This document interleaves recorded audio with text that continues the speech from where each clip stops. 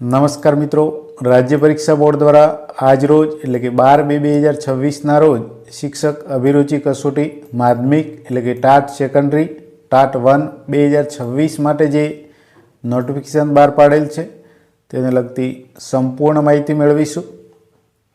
TAT એસનો કાર્યક્રમ જોઈએ તો ઓનલાઈન ફોર્મ ભરવાનો સમયગાળો 18/2/2026 થી 27/2/2026 સુધી છે। ઓનલાઈન ફી પણ તમે 18/2/2026 થી 28/2/2026 સુધી ભરી શકશો। પરીક્ષા છે બે તબક્કામાં છે। પ્રિલિમ પરીક્ષા બહુવિકલ્પ પ્રકારની છે 26/4/2026 એટલે કે 26 એપ્રિલ 2026ના રોજ યોજવામાં આવશે અને મુખ્ય પરીક્ષા છે એ વર્ણનાત્મક લેખિત સ્વરૂપની છે જે જૂન 2026માં યોજવામાં આવશે।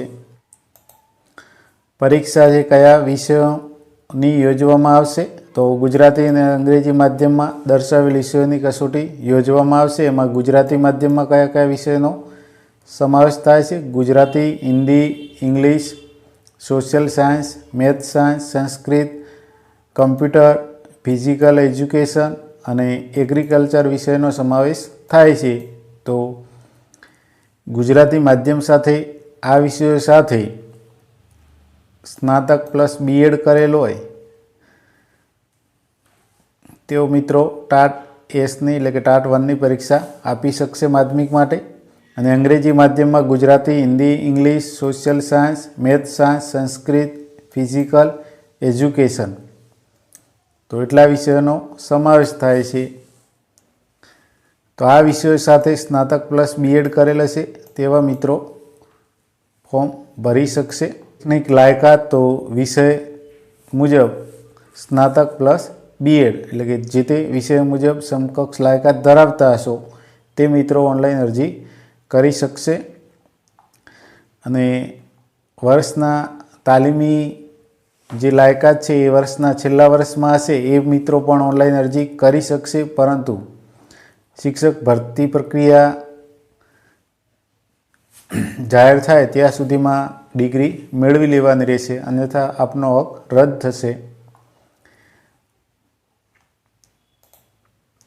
ત્યારબાદ પરીક્ષા ફી તો SC, ST, SCBC, EWS, pH કેટેગરીના મિત્રો માટે 400 રૂપિયા છે। જનરલ કેટેગરીના મિત્રો માટે 500 રૂપિયા છે।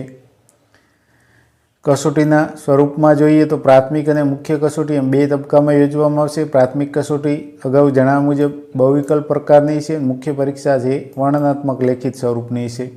પ્રાથમિક કસોટીમાં જોઈએ તો 200 ગુણની બહુવિકલ્પ પ્રકારના પ્રશ્નો હશે। બે ભાગમાં રહેશે। ભાગ 1 100 ગુણનો હશે અને ભાગ 2 100 ગુણનો 100 પ્રશ્નોવાળો પ્રશ્નપત્ર છે એક જ રહેશે, પરંતુ ભાગ 1 છે એ બધા માટે સરખો હશે અને ભાગ 2 છે એ તમે જે તે વિષય માટે અરજી કરો છો તે વિષયને અનુરૂપ આવશે, એમાં પૂછાશે। અને પ્રશ્નપત્રનો સમય 180 મિનિટનો એટલે કે 3 કલાકનો રહેશે અને દરેક પ્રશ્નનો 1 ગુણ રહેશે। 4 વિકલ્પો હશે, એમાં સાચો વિકલ્પ પસંદ કરવાનો રહેશે અને ખોટો વિકલ્પ માટે 0.25 ગુણ માઇનસ પદ્ધતિ પણ છે। ભાગ 1માં સામાન્ય અભ્યાસને લગતા 100 પ્રશ્નો 100 ગુણના પૂછાશે। હવે અભ્યાસક્રમને લગતો અલગથી વિગતવાર વિડીયો બનાવીશું, અહીંયા ઉપર ચલી માહિતી આપણે મેળવી લઈશું। સામાન્ય જ્ઞાન અને શિક્ષણના વર્તમાન પ્રવાહોમાંથી 20 ગુણનું પૂછાશે। આ મુદ્દાઓનો સમાવેશ કરવામાં આવ્યો છે। પછી શિક્ષક અભિયોગ્યતા એમાં 35 પ્રશ્નો 35 ગુણના હશે। એમાં પણ શિક્ષણની ફિલસૂફી 10 પ્રશ્નો 10 ગુણના, શૈક્ષણિક મનોવિજ્ઞાનને લગતા 15 પ્રશ્નો, વર્ગ વ્યવહાર અને મૂલ્યાંકનને લગતા 10 પ્રશ્નો હશે।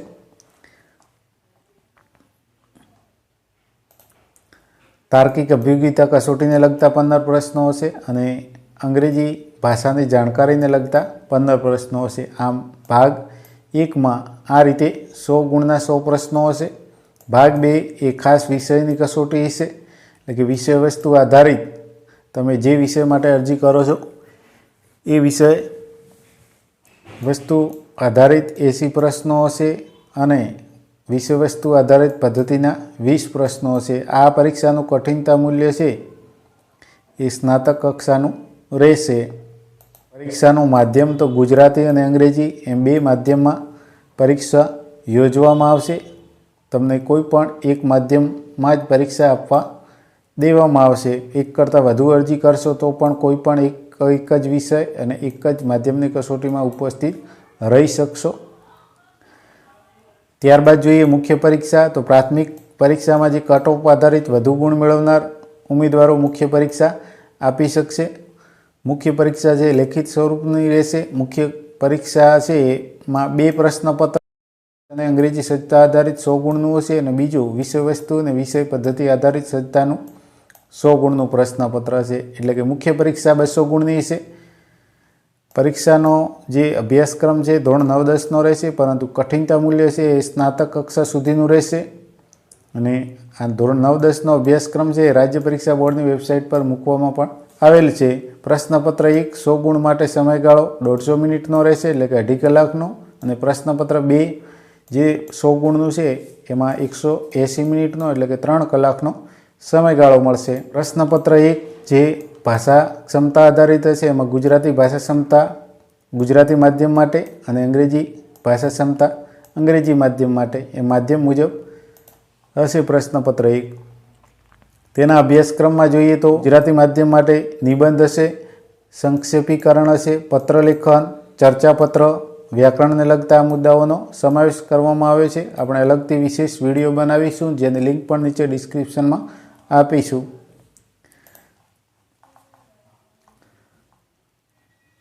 અંગ્રેજી માધ્યમ છે એમના માટે રિપોર્ટ રાઇટિંગ હશે, વિઝ્યુઅલ ઇન્ફોર્મેશન હશે ના આધારે 150 શબ્દોમાં લખવાનું હશે, ફોર્મલ સ્પીચ હશે, એપ્લિકેશન અથવા તો લેટર રાઇટિંગ અને ગ્રામરના મુદ્દાઓનો સમાવેશ કરવામાં આવ્યો છે અહીંયા આપેલ એ મુજબ। ત્યારબાદ પ્રશ્નપત્ર 2 છે જે તે વિષય અને વિષય વસ્તુ આધારિત હશે, વિષય વસ્તુ અને વિષય પદ્ધતિ સજ્જતા આધારિત 100 ગુણનું। જે વિષય માટે અરજી કરી છે તે વિષયનું પ્રશ્નપત્ર હશે। એમાં પણ જોઈએ મુદ્દાસર જવાબ આપો 35 ગુણ, માગ્યા પ્રમાણે જવાબ આપો 28 ગુણ, 1-2 વાક્યમાં જવાબ 22 ગુણ અને હેતુલક્ષી પ્રશ્નો એમાં ખાલી જગ્યાઓ પણ હોઈ શકે, જોડકા જોડો, સાચા ખોટા વગેરે 15 ગુણ, એમ 100 ગુણનું પ્રશ્નપત્ર 2 હશે। યોગ્યતા પ્રાપ્ત કરવાના ધોરણો તો પ્રાથમિક કસોટીમાં કટ ઓફ કરતાં વધુ ગુણ મેળવનાર ઉમેદવાર મુખ્ય પરીક્ષા આપી શકશે। ઉમેદવારે મુખ્ય પરીક્ષામાં બેસવા માટે હોલ ટિકિટ ઓનલાઈન ડાઉનલોડ કરવી પડશે। મુખ્ય પરીક્ષામાં પાસ થવા માટે જનરલ કેટેગરી માટે 60% ગુણ મેળવવાના રહેશે અને અનામત કેટેગરીમાં આવે છે એવા મિત્રોએ ઓછામાં ઓછા મુખ્ય પરીક્ષામાં કુલ ગુણમાંથી 55% ગુણ મેળવવાના રહેશે। એટલે કે જનરલ માટે 60% ગુણ અને અનામત કેટેગરીમાં આવતા મિત્રો માટે 55% ગુણ મેળવવા જરૂરી છે મેરિટ લિસ્ટમાં સમાવેશ થવા માટે। મેરિટ લિસ્ટની સમયમર્યાદા તો કોઈપણ વર્ષે યોજાયેલ શિક્ષક અભિરુચિ કસોટીના મેરિટ લિસ્ટની માન્યતા ત્યારબાદ લીધેલ જે કસોટી છે એનું મેરિટ લિસ્ટ જાહેર ન થાય ત્યાં સુધી રહેશે। આ કસોટીની ઉપયોગિતા આપ જાણો જ છો। આ કસોટીની ઉપયોગિતા આપ જાણો જ છો કે મેરિટ લિસ્ટ પ્રમાણે ભરતી કરવા માટે કસોટી અથવા તો પરીક્ષા કેન્દ્ર એ વહીવટી અનુકૂળતા અને ઉમેદવારોની સંખ્યાના આધારે બોર્ડ દ્વારા નક્કી કરવામાં આવશે। અહીંયા ફોર્મ છે તમે ojas.gujarat.gov.in પર ભરી શકશો। acbexam.org નામની વેબસાઇટ અથવા તો ઓજસની વેબસાઇટ પર તમે આ સંબંધિત માહિતી મેળવી શકશો। અન્ય માહિતી છે આપ જાણો જ છો, છતાં અભ્યાસ કરવા ઈચ્છો છો તો અભ્યાસ કરી શકો છો। અનામત કેટેગરીના મિત્રો માટે જાતિ પ્રમાણપત્ર અંગે ડિટેલ છે।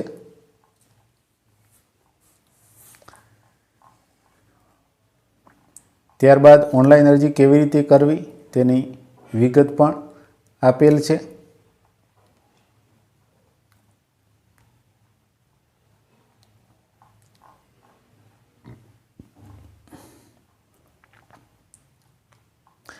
ત્યારબાદ ફી ભરવાની રીત પણ અહીંયા સમજાવેલ છે કે ઓનલાઈન પેમેન્ટ ગેટવે દ્વારા ATM, debit card, credit card કે નેટ બેન્કિંગ યુપીઆઈ અથવા તો વોલેટના માધ્યમથી આપ ઓનલાઈન ફી ભરી શકશો. એના માટે print application pay fee option પર ક્લિક કરવાનું રહેશે. ત્યારબાદ વિગતો ભરી યોગ્ય પેમેન્ટ મોડ સિલેક્ટ કરીને વિગતો ભરીને ઓનલાઈન પેમેન્ટ કરવાનું રહેશે. ફી જમા થયા બાદ સ્ક્રીન પર આપની ફી જમા થઈ ગઈ છે તેવું લખાયેલ આવશે, જેની પ્રિન્ટ કાઢી લેવાની રહેશે ઈ રિસિપ્ટની.